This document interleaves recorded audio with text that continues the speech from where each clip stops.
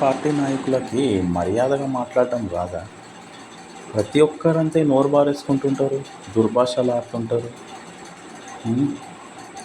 మహిళలను కూడా చూడకుండా నోటికొచ్చింది మాట్లాడేస్తారు. అసలు ఎట్లా పుట్టిర్రు వీళ్ళు అసలు? ఆ?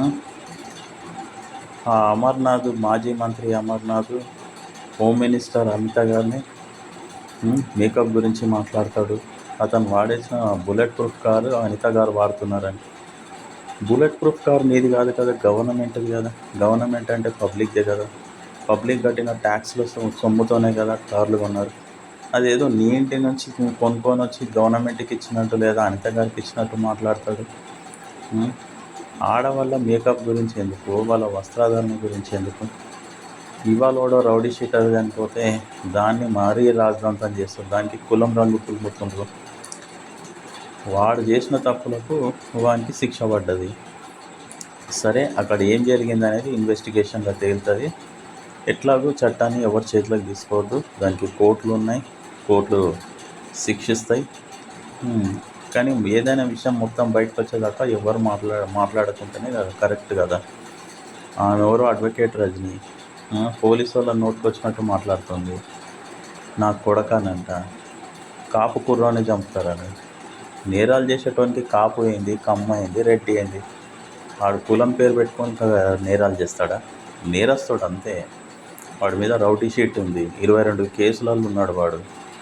వాడు మర్డర్ కేసులలో ఉన్నాడు, తర్వాత పాస్కో కేసులు ఉన్నాడు, బెదిరించే కేసులో ఉన్నాడు, కొట్లాటల కేసులు ఉన్నాడు. ఇన్ని కేసులలో ఉన్నాడు. వాడేమన్నా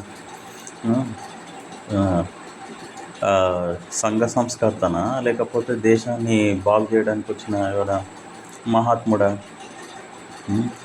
వాడి గురించి ఇంత రాద్ధాంతం చేస్తారు. వాడి వల్ల ఎఫెక్ట్ అయిన ఫ్యామిలీస్ని వీళ్ళు కనీసం వాళ్ళ గురించి ఆలోచించిండ్రా?